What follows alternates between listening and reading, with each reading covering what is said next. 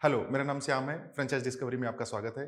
आज मैं आपसे बात करने वाला हूँ, जब हमारे पास में एक ब्रांड होता है और ऐसी कौन-सी स्टेज आ जाती है कि अभी हमें फ्रैंचाइज़ी बिज़नेस मॉडल या एक डिस्ट्रीब्यूशन बिज़नेस मॉडल में आ जाना चाहिए, क्योंकि यहाँ के थ्रू आपको एक अच्छी ग्रोथ मिलना स्टार्ट हो जाता है। But before coming the franchise and the distributorship, हमें कुछ पॉइंट्स को बहुत ही अच्छी तरीके से समझना है। जितने भी एक डॉक्यूमेंट्स की रिक्वायरमेंट्स होती है, रिसर्च की रिक्वायरमेंट्स होती है, वो हमारे पास में ऑलरेडी अवेलेबल है। वो पॉलिसीज़ सब ऑलरेडी हमने बना दिया है या फिर अभी हमें बनाना बाकी है। क्योंकि अगर आपके पास में प्रॉपर प्लानिंग एंड पॉलिसीज नहीं होगा और आप early in the franchising business या फिर डिस्ट्रीब्यूशन बिजनेस में आप आ जाते हैं, तो प्रॉब्लम यहाँ पे ये होने वाला है कि आपके साथ साथ में आपकी फ्रेंचाइजी या फिर डिस्ट्रीब्यूशन को भी एक बहुत बड़ा लॉस होने वाला है। ये चीज को समझने के लिए मैंने एक प्रॉपर पॉइंट्स पे रिसर्च किया और आपके लिए एक वीडियो डेवलप किया, ताकि आप अपने बिजनेस के अंदर में रिसर्च करें और देखें कि क्या मैंने अपने बिजनेस को पिछले कई सालों से क्या मैं इसी तरीके से चला रहा हूं, क्या ये सारी पॉलिसीज एंड डॉक्यूमेंट्स हमारे बिजनेस में रेडी हैं। अगर नहीं है तो आपके बिजनेस में ये डॉक्यूमेंट्स रेडी करने की बहुत ही इंपॉर्टेंट है, ताकि आपके साथ साथ में आपसे जुड़े हुए जितने भी इन्वेस्टर्स हैं उनको भी एक अच्छा प्रॉफिटेबल बिजनेस मिले। तो सबसे पहला पॉइंट है वेबसाइट। क्या हमारे पास में एक इंफॉर्मेटिव और एक ब्रांड अवेयरनेस जैसी वेबसाइट है या नहीं है। मैंने मोस्टली देखा है कि ब्रांड्स फटाफट अपनी एक बेसिक इंफॉर्मेशन को अपनी वेबसाइट में डाल देते हैं और वेबसाइट का जो वैल्यू है वो बिल्कुल नहीं समझ पाते हैं और नॉर्मल तरीके से वो वेबसाइट्स रखते हैं। अच्छे से कंपटीटर को भी एनालिसिस करके अगर वो चेक करें तो उनके पास भी एक बहुत ब्यूटीफुल वेबसाइट होती है, क्योंकि उनको पता है, क्योंकि मेरा इन्वेस्टर इंगेजमेंट या फिर मेरा कस्टमर इंगेजमेंट मोस्टली वो मेरी वेबसाइट से ही आने वाले हैं और मेरी वेबसाइट को वो पहले प्रेफरेंस पे देखेंगे। अगर उनको एक अच्छी सर्विस के बारे में भी जानना है तो भी वेबसाइट प्रेफर करेंगे, उनको कोई कंप्लेंट्स करना है तो भी वो हमारी वेबसाइट को प्रेफर करेंगे। हम अपनी वेबसाइट के अंदर में अपने प्रोडक्ट को कैसे प्लेस कर रहे हैं, उनका प्रेजेंट करने का तरीका क्या है, हमारे जो कंप्लेंट्स डिपार्टमेंट है, हमारे जो सपोर्ट्स डिपार्टमेंट है या फिर मार्केटिंग जो डिपार्टमेंट है, इन सब चीज़ों को अच्छी तरीके से बाइफरकेट करके कॉन्टैक्ट स्पेस पे लिखा गया है या नहीं लिखा गया है। हम अपनी कंपनी की प्रोफाइल को कैसे लिखे हुए हैं, साथ में हमारे मिशन और हमारा विजन क्या है मार्केट में काम करने का, इसको हम लोग किस तरीके से अपनी वेबसाइट पे रिप्रेजेंट किए हैं। इन सब चीज़ों को बहुत ही केयरफुली एक रिसर्च करके, एक डॉक्यूमेंट्स तैयार करके आपको अपने थर्ड पार्टी डेवलपर्स को देना होता है, ताकि वो अच्छी तरीके से ब्यूटीफुली आपकी वेबसाइट बनाए। तो मेरा ये रिकमेंडेशन है कि अगर आपके पास में इस तरीके से रिसर्च की वेबसाइट नहीं है, तो आप प्लीज इस पे रिसर्च कीजिए और अपनी वेबसाइट को बहुत ही ब्यूटीफुली बनाइए, क्योंकि मोस्टली ट्रैफिक आपकी वेबसाइट पे ही आने वाली है। अगर वो आपसे आपको उनका प्रोडक्ट अच्छा लगेगा, वो आपकी सर्विस उनको अच्छी लगेगी, तो पहले वो आपकी वेबसाइट पे प्रेफर करेंगे। वहां पे वो आपकी ऑनलाइन विजिबिलिटी को चेक करेंगे, उसके बाद ही वो आपसे डिसीजन लेने वाले हैं कि उनको आपके साथ में कनेक्ट होना है या नहीं होना है। तो इस तरीके से इनडायरेक्टली काफी सारे कंज्यूमर, इन्वेस्टर्स, फ्रेंचाइजिंग, डिस्ट्रीब्यूटर्स ये आपको छूट जाते हैं, क्योंकि आपका प्रेजेंटेशन अप टू मार्क नहीं है। So please focus on the website on the priority basis. तो यहाँ पे सेकंड पॉइंट है, वो है सोशल मीडिया। सोशल मीडिया आज की डेट में हमारे बिजनेस के लिए बहुत ही इंपॉर्टेंट है, क्योंकि ये एक सबसे शॉर्ट और एक चीप वे होता है हम अपने बिजनेस का अच्छी तरीके से प्रमोशन कर सके, और यहाँ पे एंगेजमेंट रेशियो बहुत हाई है। सोशल मीडिया पे इंस्टाग्राम उसमें सबसे ज्यादा मोस्ट फॉलोइंग प्लेटफॉर्म माना जाता है। अगर आप एक ब्रांड्स में डील कर रहे हैं तो आपके पास में इंस्टाग्राम पे एटलीस्ट मिनिमम 5000 फॉलोअर्स होने चाहिए before coming the franchising and the distributor business, जिससे लोग आपके साथ में ज्यादा से ज्यादा कनेक्ट हो सके और आप अच्छी तरीके से अपने ब्रांड की अवेयरनेस भी क्रिएट कर सके। So this is the my second point, that is the social media awareness. Third point हो गया ब्रांड प्रेजेंटेशन। ब्रांड प्रेजेंटेशन का मतलब यह है कि आप अपने बिजनेस का एक शॉर्ट एनालिसिस, एक शॉर्ट ब्रीफ आप जो है इन्वेस्टर्स के साथ में शेयर करने वाले हैं, जो आपके साथ में जुड़ के पैसा कमाना चाहते हैं। आप इंश्योर रहिए कि ये कंटेंट जो है एक हाईली इंगेज जनरेट करेगा और इसी बेस पे वो आपके नेक्स्ट स्टेप में कनेक्ट होगा। तो आपके ब्रांड प्रेजेंटेशन में क्या क्या फोकस करना है, आइए पॉइंट टू पॉइंट हम लोग समझते हैं। सबसे पहले आपको कंपनी की प्रोफाइल फिक्स करनी है, अपनी टीम और अपने फाउंडर के बारे में, वहां का भी एक छोटा सा प्रीवियस एक्सपीरियंस उनका क्या है उसके बारे में भी आप एक ब्रीफ दीजिए। फिर आप मार्केट सेगमेंट्स के बारे में डिस्कस कीजिए कि मार्केट कितना बड़ा है और आप उसको कैसे कैटर कर रहे हैं। अपने प्रोडक्ट के बारे में आप एक्सप्लेन कीजिए कि आप किन किन प्रोडक्ट में डील कर रहे हैं और वो प्रोडक्ट किस तरीके से मार्केट में हाई एंगेजमेंट जनरेट कर सकता है। नेक्स्ट पॉइंट में आप फोकस कीजिए कि आपका रेवेन्यू बिजनेस मॉडल क्या है, आपके रिटर्न कस्टमर डेटाबेस कितना है, कैसे वो आपके पास में रिटर्न आते हैं, आप उनको फोकस कीजिए। मार्केटिंग स्ट्रेटजी के बारे में एक शॉर्ट में इंफॉर्मेशन दीजिए कि अभी आप पहले से ही अपनी कंपनी के अंदर में क्या मार्केटिंग स्ट्रेटजी को लेकर आप साथ में चल रहे हैं। कस्टमर सपोर्ट और कस्टमर एंगेजमेंट के ऊपर आपको ज्यादा फोकस करना है कि किस तरीके से कस्टमर्स की अगर क्वेरीज आती हैं तो आप उन पे कैसे फिक्स करते हैं और उनको आप सर्विस सपोर्ट कैसे प्रोवाइड करते हैं, इसके बारे में आपको फोकस करना है। तो ये एक मोटा मोटी ये सारे इन्फॉर्मेशन है जो आपको ब्रांड प्रेजेंटेशन में मोस्टली फोकस करना है, ताकि आप एक हाईली एंगेजमेंट जनरेट कर सकें। चौथा पॉइंट है ब्रांड एक्सपांसन। आप अपने ब्रांड को किस तरीके से एक्सपांसन मार्केट में कर रहे हैं, जिसके लिए आपने ऑलरेडी एक रिसर्च किया है, एक स्ट्रेटजी बनाया है कि आप पहले कौन कौन सी सिटी को कैटर करेंगे उस सिटी को कैटर करने के बाद में आप आगे की तरफ कैसे जर्नी करने वाले हैं। आपको मेक श्योर रहना है कि जो आपने अपना एक्सपांशन स्ट्रेटजी आपने बनाया है, सामने वाला पर्सन वो आपकी एक्सपांशन स्ट्रेटजी के साथ में मैच होना चाहिए और तभी आप उसके साथ में कनेक्ट हो सकते हैं। आपको बिल्कुल भी कहीं भी अपने बिज़नेस को लेके तुरंत ही नहीं लेके जाना है, क्योंकि ऑलरेडी आपने पूरा रिसर्च किया है, आपके पास पूरा डेटा है काम करने का। उसके बाहर की कभी भी इंक्वायरीज़ आपके पास में आती हैं, आपको इंश्योर होना है कि ये इंक्वायरीज़ को अभी टाइम बीइंग के लिए आपको होल्ड करना है, क्योंकि उस मार्केट में जाने के लिए ऑलरेडी आपने एक नेक्स्ट प्लान डेवलप किया है, जो अभी कंसीडर नहीं किया जा सकता है। इसके लिए आपको अपने कनेक्टिंग पीपल को इन्फॉर्म करना है और बताना है कि क्या रीज़न है कि अभी हम आपके मार्केट में नहीं आ सकते हैं, और जो ऑलरेडी जिस मार्केट आपने क्रिएट कर रखा है, जिसकी स्ट्रेटजी आपने डेवलप कर रहा है, क्या रीज़न है कि आप इस मार्केट में अभी जाना चाहते हैं। पाँचवाँ पॉइंट है brand marketing strategy. Brand marketing strategies का मतलब ये हो गया कि आप अपने ब्रांड को मार्केट करने के लिए कितनी एक्टिविटीज़ आप करते हैं। सबसे पहले हम लोग को सबसे ज़्यादा पता है कि हम लोग सोशल्स मीडिया पे अपने ब्रांड को पहले रिप्रेजेंट करते हैं। वो एक बहुत बेसिक इन्फॉर्मेशन है जिसको आप ऑलरेडी इनबिल्ड कर चुके हैं, क्योंकि सारे बिज़नेसेस पहले सबसे पहले वो सोशल मीडिया पे एंगेजमेंट जनरेट करते हैं, क्योंकि ये काफ़ी ईज़ी वे होता है कस्टमर के साथ में कम्युनिकेट करने के लिए, ईज़ी वे में उनके साथ में कनेक्ट होने के लिए। बट इसके अलावा भी आपके पास में मार्केटिंग स्ट्रेटजी में क्या-क्या आपने इंक्लूड किया है, उसको भी आपको फोकस करना है, क्योंकि आप जिस बिज़नेस में डील कर रहे हैं वो है B to C business. B to C business में आपको देखना है कि आपके कस्टमर्स आपके प्रोडक्ट को बाई करने से पहले और कैसे इतने रिलेटिव प्लेटफॉर्म के साथ में ऑलरेडी वो कनेक्टेड हैं। जैसे कि आप पेटीएम के साथ में उनके साथ में आप टाई अप कर सकते हैं। अगर आप फूड में हैं तो आप कैडबरी के साथ में आप टाई अप कर सकते हैं। इस तरीके से आपके पास में एक लिस्ट होनी चाहिए, जहाँ पे आप ये फोकस कर रहे हैं कि आप फ्यूचर में इन सब के साथ में आप इस तरीके से कनेक्ट होके अपने बिज़नेस के रेवेन्यू मॉडल को भी आप बढ़ाएँगे। साथ में आप अपने ब्रांड का एक हाई एंगेजमेंट आप जनरेट करेंगे। तो ये यहाँ पे मैं जो मार्केटिंग स्ट्रेटजीज़ की बात कर रहा हूँ, वो सिर्फ सोशल्स मीडिया के बारे में बिल्कुल नहीं है। एक प्राइवेट कनेक्टिविटी करके आप अपने ब्रांड का एक न्यू लेवल पे कैसे लेके जा सकते हैं, उसके बारे में एक ब्रीफ इंफॉर्मेशन है।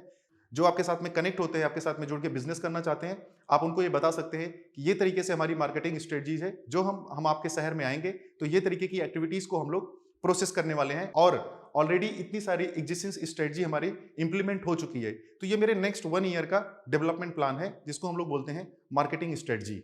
नेक्स्ट पॉइंट है ब्रांड अवेयरनेस स्ट्रेटजी। अभी मैंने इसके पहले आपको मार्केटिंग स्ट्रेटजीज बताया, अब यहाँ पे मैं ब्रांड अवेयरनेस स्ट्रेटजी की बात कर रहा हूँ, जो ऑलमोस्ट काफी क्लोज, दोनों वर्ड काफी क्लोज हैं। ब्रांड अवेयरनेस का मतलब ये हो गया कि आप जिस मार्केट में जा रहे हैं, जाने से पहले आप वहां पे ऐसी किस तरीके की एक्टिविटीज आप करने वाले हैं बिफोर 1 मंथ 2 मंथ, जिससे आपके ब्रांड की विजिबिलिटी पहले से ही क्रिएट रहे, और जब आप उस ब्रांड को वहां पे प्लेस करने वाले हैं, उसके पहले ही आपको एक अच्छा खासा ब्रांड एंगेजमेंट मिला हुआ है, जिससे आप अपने प्रोडक्ट को इजी तरीके से प्लेस कर सकते हैं, कस्टमर उसको इजी तरीके से परचेज कर सकते हैं। ये होता है ब्रांड अवेयरनेस स्ट्रेटजी। तो स्पेसिफिकली आपको ये फोकस करना है कि जो भी अपकमिंग सिटी में आप जा रहे हैं, उसके लिए एक बेहतर तरीके से आपके पास में ऑलरेडी एक प्लान है, जिस प्लान को आप पहले एग्जीक्यूट करते हैं और उसके महीने 2 महीने बाद में आप अपने ब्रांड को वहां पे प्लेस करते हैं। तो इस सेपरेट स्ट्रेटजी को भी आप अपने उस इन्वेस्टर के साथ में कनेक्ट कर सकते हैं जो उस पर्टिकुलर सिटी से बिलोंग करते हैं। तो ये स्ट्रेटजी एक ब्रांड के पास में होना बहुत इंपॉर्टेंट है, और यही रीजन होता है जब हमारे पास में ये स्ट्रेटजी नहीं होती है, तो हम बहुत सारे ब्रांड्स को देखते हैं कि वो अपना सर्वाइवल 6 मंथ्स तक का देते हैं। बट अगर आपके पास में ये स्ट्रेटजी प्रॉपरली है, तो हो सकता है कि आपको 6 मंथ्स की वर्किंग कैपिटल की जरूरत नहीं पड़े, आप 2 से 3 महीने की ही वर्किंग कैपिटल्स में अपने बिजनेस में नो प्रॉफिट नो लॉस पे आप अपने बिजनेस को ला सकते हैं। So that is the very important points. इसका जो अगला पॉइंट है वो है रिटर्न ऑन इन्वेस्टमेंट। आपने अपने बिजनेस की स्ट्रेटजी बिल्कुल अच्छी तरीके से डेवलप किया है। रिटर्न ऑन इन्वेस्टमेंट कभी भी आप इस तरीके से बिल्कुल उसको नहीं बना सकते हैं कि आप एज्यूम कर रहे हैं कि आपके इस मार्केट में इतना बिजनेस होने के चांसेस हैं। वो क्राइटेरियाज आपको लेना है, बट कैलकुलेटर क्राइटेरिया आपको इस तरीके से लेना है कि ऑलरेडी आपके जो एग्जिस्टिंग आउटलेट हैं, उस एग्जिस्टिंग आउटलेट में जो आपके कस्टमर्स का बिहेवियर है, जो कस्टमर का परचेजिंग पावर है, या जो उनकी इनकम है, आपको ये कैलकुलेट करना है क्या सेम तरीके से आपके अपकमिंग शहर में वही कस्टमर्स वहां पे मिलने वाले हैं, उनका भी बिहेवियर उसी तरीके से है या फिर नहीं है। ये चीजों को कैलकुलेट करके आप उसके अपकमिंग शहर की रिटर्न ऑन इन्वेस्टमेंट की सीट आप बनाने वाले हैं, और आपको मेक श्योर होना है कि जो सीट आपने बनाया हुआ है 80 से 90% के आसपास में आप सेम तरीके से उसको रिटर्न देने वाले हैं। तो कोई भी डेटा आप बिल्कुल ऐसा मत दीजिए कि थोड़े दिन बाद में वो डेटा आप बिल्कुल मैच नहीं कर पाते हैं, और थोड़े टाइम बाद में आपकी फ्रेंचाइजी या फिर वो आपका डिस्ट्रीब्यूटर है उसके साथ में आप जो है डिस्कनेक्ट होने वाले हैं, आपके अंदर में डिस्प्यूट्स होने वाले हैं। मेक श्योर रहिए कि जब भी आप रिटर्न ऑन इन्वेस्टमेंट का डेटा शेयर कर रहे हैं, तो बहुत ही परफेक्ट डेटा होना चाहिए जिसपे आप 90% तक मैच करें। इसके बाद में नेक्स्ट पॉइंट है लोकेशन इंस्पेक्शन चेकलिस्ट। अब आपको ये भी चीजें डिसाइड करनी है कि जब आप एक नए शहर में जा रहे हैं तो आप उसको लोकेशन कैसे इंस्पेक्ट करेंगे। आपके पास में ऐसे 15 20 25 30 50 पैरामीटर्स होने चाहिए। इस पैरामीटर्स को जब आप उस लोकेशंस पे चेक करेंगे और आपके सारे पैरामीटर्स चेकलिस्ट में जब साइन का निशान राइट कंडीशंस में आएगा, तो आप ये मेक श्योर हो जाएंगे कि ये लोकेशंस मेरे लिए एक बेस्ट लोकेशंस है, जहां पे उस पैरामीटर्स को चेक करने के लिए आपको काफी सारे पॉइंट्स को फॉलो करने पड़ते हैं, और वो पॉइंट्स मैं अभी यहाँ पे बताना काफी मुश्किल है। इसके लिए स्पेसिफिक कोई मैं एक वीडियो बनाऊंगा, how to check the locations parameters for doing the expansion of my brand. तो अगर एज ए डिस्ट्रीब्यूशन है या तो फ्रेंचाइजी है, कैसे में भी अगर है, वो दोनों जगहों पे आपकी हेल्प करेगा। ये लोकेशन इंस्पेक्शन चेकलिस्ट आपके पास में होना चाहिए। ये आपको डिसाइड कर पाएगा कि आप एक बेस्ट लोकेशंस पे जा रहे हैं या फिर नहीं जा रहे हैं। नेक्स्ट पॉइंट है एचआर पॉलिसी। यहाँ पे एचआर पॉलिसी को लेके आपके इनबिल्ड ऑर्गेनाइजेशंस की बात मैं यहाँ पे कर रहा हूँ कि आपकी कंपनी में एचआर पॉलिसीज कैसी हैं, कैसे कौन से एक्सपीरियंस वाले बंदे हायर किए जाते हैं, उनको किस तरीके की प्रॉब्लम्स में आप उनको रेक्टिफिकेशंस देते हैं, उनको क्या क्या एडवांटेज आप उनको प्रोवाइड कर रहे हैं, आप उनको पीएफ दे रहे हैं या नहीं दे रहे हैं, आप एलिजिबल हैं या नहीं हैं, बाकी की क्या आप उनको मार्केट के हिसाब से आप उनको सैलरी पे कर रहे हैं या नहीं पे कर रहे हैं, आपको कहाँ कहाँ पे प्रॉब्लम्स आ रही हैं, इंप्लॉयमेंट आपकी जल्दी छोड़ के चले जाते हैं। तो इस पर आपकी ऑलरेडी एक एचआर पॉलिसीज बनी हुई है। उस एचआर पॉलिसीज के थ्रू आप अपना हमेशा अपनी टीम के ऊपर आप ऑडिट करते रहते हैं, जिसकी एक रिपोर्ट आप बनाते रहते हैं, ताकि फ्यूचर में आप अच्छी तरीके से इसको मैनेज कर सकें और अपनी फ्रेंचाइजी या फिर डिस्ट्रीब्यूटर्स को भी एक अच्छी सर्विस आप दे सके। तो इसके लिए आपके पास में एक इनबिल्ड एचआर पॉलिसी होनी चाहिए आपके ऑर्गेनाइजेशंस में। Employ management strategy, employ management का स्ट्रेटजी का यहाँ पे मतलब है कि जो कि एचआर पॉलिसी के अंदर में आता है। ये पॉइंट को मुझे अलग से इसलिए मेंशन करना पड़ा कि एम्प्लॉय मैनेजमेंट एक बहुत बड़ा इशू है इंडियन मार्केट में। यहाँ पे लोग एम्प्लॉयज को अच्छे से मैनेज नहीं कर पाते हैं, जिसके कई रीजन हो सकते हैं कि आपके ऑर्गेनाइजेशन के साथ में सामने वाला पर्सन कनेक्ट करने के लिए उसके पास में कितनी नॉलेज होनी चाहिए, कितना एक्सपीरियंस उसको होना चाहिए, किस तरीके का इन्वायरमेंट में ऑलरेडी वो रहा है। इन सब चीजों के पास में अगर आपके पास में एक स्ट्रेटजी बनी है जिसको आपने एचआर पॉलिसीज के अंदर में डाला हुआ है, तो कभी भी आपका ऑर्गेनाइजेशन एम्प्लॉयमेंट की वजह से सफर बिल्कुल नहीं करेगा। अगर ये सब चीजों पे अगर आपकी कोई पॉलिसी नहीं है, आप किसी भी बंदे को इमीडिएटली कहीं से भी उठा लेते हैं और आप उनको सिखाते हैं, बट आपको ऐसा लगता है कि ये बंदा आपके साथ में लॉन्ग टर्म काम करेगा, और हो सकता है आप ये भी सोच रहे हैं क्योंकि ये तो बहुत कम रेंज सैलरी रेंज में आपको मिल गया है, ऐसी कंडीशन में फ्यूचर में वो आपके साथ सर्वाइव नहीं करेगा, वो आपके यहाँ सीखेगा और वो छोड़ के चला जाएगा। बट अगर आप उसको एक अच्छी स्ट्रेटजीज के थ्रू आप उसको ट्रेनिंग देने वाले हैं, आप उसका एक्सपीरियंस चेक करने वाले हैं, और प्लस साथ में आप उसको मार्केट के हिसाब से आप उसको पे कर रहे हैं, तो आपके साथ में एम्प्लॉय मैनेजमेंट का जो इश्यूज मार्केट में काफी ज्यादा है, ये आपके साथ में बिल्कुल कम होगा। और यही रीजन होगा कि आप आगे अपने बिजनेस में फोकस कर पाएंगे, अपनी फ्रेंचाइजी अपनी डिस्ट्रीब्यूशन पे ज्यादा फोकस कर पाएंगे, कि इंस्टीट ऑफ आप इंटरनली बहुत सारा फाइट कर रहे हैं। नेक्स्ट पॉइंट है लॉजिस्टिक्स मैनेजमेंट। लॉजिस्टिक्स मैनेजमेंट का मतलब यहाँ पे ये है, जब भी आप अपने बिजनेस को एक बड़े लेवल पे, एक अच्छे लेवल पे एक्सपांशन करते हैं, तो यहाँ पे आपको एक लॉजिस्टिक्स पार्टनर की जरूरत पड़ती है। लॉजिस्टिक्स पार्टनर का मतलब यहाँ पे ये है कि वो आपके लॉजिस्टिक्स कॉस्ट को इंश्योर करेगा कि उसकी कॉस्ट 5% के ऊपर नहीं जाएगी। और आप जब भी कोई लोकेशन, जब कोई स्ट्रेटजी बना रहे हैं जहां पे आपको नेक्स्ट स्टेप पे अपने बिजनेस को लेके आना है, वो ये मेक श्योर करेगा कि यहाँ पे कॉस्टिंग होने के चांसेस क्यों बढ़ रहे हैं और आप इसको कैसे रेक्टिफाई कर सकते हैं। तो लॉजिस्टिक्स पार्टनर बहुत अच्छा आपकी कंपनी में होना चाहिए अगर आप एक अच्छे लेवल पे एक्सपांशन कर रहे हैं, और इस चीज को भी आप कैसे मैनेज कर रहे हैं ये आपको अच्छी तरीके से समझना है, क्योंकि फ्यूचर में अगर आपके प्रोडक्ट की सप्लाई अच्छे से प्रॉपरली नहीं हो पाएगी, तो कहीं ना कहीं जो आपका डिस्ट्रीब्यूशन चैनल है वो खराब हो जाएगा, और जिसकी वजह से आपका कस्टमर इंगेजमेंट के साथ साथ में आपका बिजनेस एक्सपांशन और उसकी ग्रोथ में भी बहुत प्रॉब्लम आने वाली है। ये चीज को आप अच्छी तरीके से एक अच्छा सा प्लान डेवलप कीजिए, और इस प्लान को अपने अपकमिंग फ्रेंचाइजी के साथ में शेयर कीजिए कि ये मेरा लॉजिस्टिक्स मैनेजमेंट प्लान है, इसके थ्रू हम लोग काम करते हैं, ताकि वो भी आपके लॉजिस्टिक्स मैनेजमेंट को लेके काफी हैप्पीली तरीके से काम कर सके, और इजी तरीके से आप जो है एक कनेक्शन और एक डिस्ट्रीब्यूशन चैनल आप क्रिएट कर सके। नेक्स्ट पॉइंट है वेंडर मैनेजमेंट। वेंडर मैनेजमेंट को लेके यहाँ पे मैं थोड़ा सा ब्रीफ बता देता हूँ। मुझे पता है कि वेंडर मैनेजमेंट आपके लिए एक बड़ा इशू बिल्कुल भी नहीं होगा, क्योंकि आप इसको कई सालों से कर रहे हैं और आपको ये हमेशा पर डे बेसिस पे, वीकली बेसिस पे, मंथली बेसिस पे आप करते रहते हैं। बट यहाँ पे पॉइंट ये है कि आप जो भी अपने प्री एग्जिस्टिंग वेंडर फाइनलाइज करते हैं, और या जो फ्यूचर में वेंडर इंट्रोड्यूस भी आपकी कंपनी के साथ में करते हैं, आपके पास में ऐसी क्या पॉलिसी है आपको वेंडर के साथ में काम करने के लिए, कि आपकी प्रोडक्ट कॉस्टिंग कितनी होनी चाहिए, क्या प्रोडक्ट की क्वालिटी वो सेल कर रहा है। कुछ ऐसे आप चेकलिस्ट बनाइए जिसकी वजह से आपके पास में अपकमिंग वेंडर को लेने के लिए भी रजिस्ट्रेशन आपकी कंपनी में लोग करा सकें, और आप ये मेक श्योर रहें कि मेरे पास में ऑलरेडी 5 से 7 वेंडर ऐसे पड़े हुए हैं जो आपकी पॉलिसी के साथ में मैच करते हैं। कहीं पे भी अगर आपका एग्जिस्टिंग वेंडर सप्लाई चेन में, प्रोडक्ट की क्वालिटी में कहीं पे भी कुछ कंप्रोमाइज हो रहा है, तो आपके पास में ऑलरेडी एक डेटाबेस है जहां पे आप उसके नेक्स्ट वेंडर को बुला के अपने साथ में टाई अप करा सकते हैं। तो इसकी एक स्ट्रेटजी होना दैट इज वेरी इंपॉर्टेंट। ये मैटर आता है मैनेजमेंट के अंदर में, कि आपके पास में एक स्ट्रेटजी बनी हुई है जहां पे आपका बिजनेस वन डे भी सफर नहीं कर पा रहा है। नेक्स्ट पॉइंट है प्रोडक्ट क्वालिटी चेक। यहाँ पे जब भी आप एक प्रोडक्ट को डेवलप करते हैं, मुझे पता है क्योंकि आप एक ब्रांड में डील कर रहे हैं, तो ये हर एक ब्रांड का पहला पॉइंट होता है कि वो प्रोडक्ट की क्वालिटी को इंश्योर करता है, चेक करके वहाँ पे आगे फॉरवर्ड करता है। बट मैं चाहता हूँ कि अगर आपकी कंपनी में हो रहा है तो ये बहुत अच्छी बात है, अगर नहीं हो रहा है तो आप अपनी कंपनी में एक प्रोडक्ट चेकलिस्ट का एक प्रोसेस बनाइए। प्रोसेस बनाने से कभी भी आपकी कॉस्ट नहीं बढ़ेगी। प्रोसेस बनाने से ये इंश्योर हो जाएगा कि जो भी रेक्टिफिकेशंस, अगर कुछ प्रॉब्लम्स आ भी रही हैं, तो वो एकदम जीरो लेवल पे चली जाएगी। इस पर्टिकुलर चेकलिस्ट को बनाने से आपके टीम के अंदर में भी एक पर्टिकुलर्स, एक प्रोसीजर्स, एक मैनेजमेंट स्किल्स डेवलप होगा कि उनको किस तरीके से अपने प्रोडक्ट को अच्छी तरीके से प्लेसमेंट करने की जरूरत है। तो जब उसके प्रोडक्ट की क्वालिटी चेक्स मान लीजिए 4 से 5 पैरामीटर से निकल रहा है, तो फाइनल आते तक कोई भी रॉन्ग प्रोडक्ट, कोई भी गलत प्रोडक्ट, कोई भी एक्सपायरी प्रोडक्ट मार्केट में आगे डिस्ट्रीब्यूट नहीं हो पाएगा। तो इसके लिए आप अच्छी तरीके से इसका एक प्लान बनाइए। अगर इसमें कोई टेक्नोलॉजी हेल्प मिलती है तो किसी भी थर्ड पार्टी से टेक्नोलॉजी हेल्प लीजिए। बट हाँ, आप इंश्योर रहिए कि मेरे पास में प्रोडक्ट क्वालिटी चेकलिस्ट की एक प्रॉपर प्लानिंग है जिसके वे में आपकी कंपनी काम करती है। क्योंकि जब आप एक ब्रांड बनाते हैं तो आप एक कहीं ना कहीं आप उस प्रोडक्ट की मैन्युफैक्चरिंग खुद कर रहे हैं या फिर कहीं ना कहीं से आप थर्ड पार्टी वेंडर से आप ले रहे हैं। बट यहाँ पे क्या होता है कि जब आप थर्ड पार्टी वेंडर से कर रहे हैं, आप खुद मैन्युफैक्चरिंग कर रहे हैं, ऐसी कंडीशन में आपने उस प्रोडक्ट के लिए ऑलरेडी काफी सारा काम कर लिया है, रिसर्च कर लिया है और आप उस पर काम कर रहे हैं। जब भी आप एक नया प्रोडक्ट मार्केट में इंट्रोड्यूस करते हैं तो ऑलमोस्ट वो कॉपी नहीं हो कि किसी दूसरे ने कुछ भी किया, उसकी टेक्नोलॉजी को लेके उसको हमने प्रोडक्ट को खाया और हमने अपने हिसाब से एक समझ लिया कि हाँ, इसमें ये चीजें, ये इंग्रेडिएंट्स डालने हैं, ये ऐसे काम करने हैं और हम इसको अच्छी तरीके से बना सकते हैं।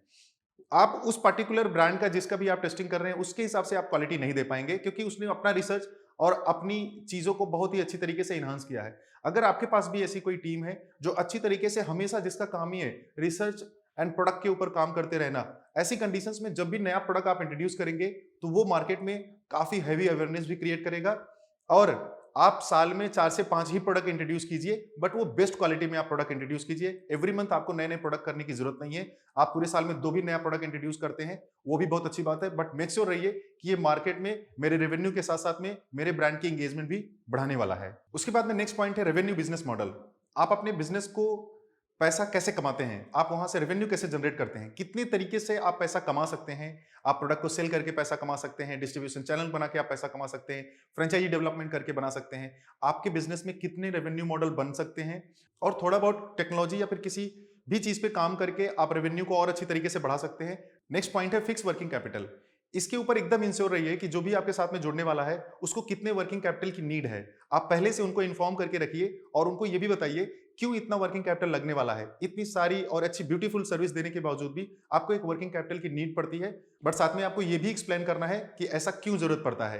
कस्टमर जब आपके साथ में कनेक्ट होते हैं तो किस तरीके का एक साइकिल जनरेट होता है। थोड़ा सा तो डेटा साइंस आपको यूज करना है कि एक कस्टमर आ जाता है, फिर वो 2 महीने बाद आएगा, बट धीरे धीरे ये जो कस्टमर्स का आपका डेटाबेस है, इसको डेवलप होने के लिए सालों भर टाइम लगते हैं। फिर आपका इमीडिएटली वेटेज पे एक रोटेशन बन जाता है, जिससे साल भर के बाद में आपका बिजनेस इतना अच्छा हर महीने का रेवेन्यू जनरेट करने लगता है, जिसकी वजह से ये सारे काम को वहां तक पहुंचाने के लिए हमें इतने वर्किंग कैपिटल की नीड पड़ती है। ये चीजों को बहुत ही क्लियरली, डेटा को अच्छी तरीके से आपके इन्वेस्टर्स को बताना है, ताकि उनके माइंड में ये क्लियर हो जाए कि मुझे बिजनेस को ऐसे करना है, ऐसे चलाना है। ऑलरेडी ये ब्रांड का स्कोप ऑफ वर्क है। Quarterly business audit. Quarterly business audit हमारे बिजनेस में बहुत ही इंपॉर्टेंट है। तो और प्लस आप क्वार्टरली बिजनेस ऑडिट कैसे करते हैं, आपके रूल्स एंड रेगुलेशंस क्या हैं, इसका भी आप पार्टिकुलर एक डॉक्यूमेंट बनाइए और आपकी फ्रेंचाइजी या डिस्ट्रीब्यूटर के साथ में आप शेयर कीजिए कि ये मेरा वे है ऑडिट करने का, जिससे ये इंश्योर होता है कि आपके रेवेन्यू मॉडल में कहाँ प्रॉब्लम आ रही है, कितना प्रोडक्ट आपका बिक रहा है, कितना प्रोडक्ट आपको नहीं बिक रहा है, क्या टाइम साइज के बीच में आपका प्रोडक्ट बिक रहा है, किस एज के उम्र लोग उसको ज्यादा बाई कर रहे हैं। इन सब सारी चीजों का आपके पास में एक ब्रीफ डेटा आएगा, जिसके बेस में आपकी नेक्स्ट मार्केटिंग स्ट्रेटजी में भी काफी चेंजेस आएंगे और साथ में आपके बिजनेस में ग्रोथ करने के लिए नए प्लान्स, नई चीजों पे कैसे काम करना है, उसका भी इन्हांसमेंट आप बहुत इजी तरीके से कर सकते हैं just for the quarterly audit report. तो that is the very important point, आपको ये आपके बिजनेस में कंसीडर करना है। नेक्स्ट पॉइंट है कंपटीटर एनालिसिस। ये रिपोर्ट सिर्फ आपको बना के आपके पास रखनी है, आपको किसी के साथ में शेयर नहीं करना है, बताना नहीं है। जरूरत पड़ने पे आपको उसको यूज करना है। कंपटीटर एनालिसिस से आपको ये पता लगता है कि जो एक सक्सेसफुल बिजनेस मॉडल बना है, जो आपका कंपटीटर है, उसने बहुत बड़ा बिजनेस क्रिएट किया, वो कैसे कैसी चैलेंजेस के साथ में गुजरा है और उसने ऐसी कौन कौन सी मार्केटिंग स्ट्रेटजी यूज किया जिससे उसके ब्रांड की बहुत हाई एंगेजमेंट अवेयरनेस हुआ है। कंपटीटर एनालिसिस आपके बिजनेस के लिए बहुत ही इंपॉर्टेंट है। आप कुछ भी एबीसीडी बिजनेस आप करने जा रहे हैं, कंपटीटर एनालिसिस से आपके बिजनेस की ग्रोथ, काम करने का तरीका, एक्सपांशन स्ट्रेटजीज, बहुत सारे पॉइंट्स आपके क्लियर होने वाले हैं। इसलिए कंप्यूटर एनालिसिस आपके पास में एक रिपोर्ट होनी चाहिए। तो आज हमने बात किया कि हम अपने ब्रांड को फ्रेंचाइजी या डिस्ट्रीब्यूटरशिप में अगर हम लेके आना चाहते हैं, तो हमें कितने डॉक्यूमेंट्स, कितनी स्ट्रेटजी, कितने रिसर्च की नीड होती है, और ये सब डॉक्यूमेंट्स अगर रेडी हैं, तो हम अपने बिज़नेस को किस लेवल पे लेके जा सकते हैं।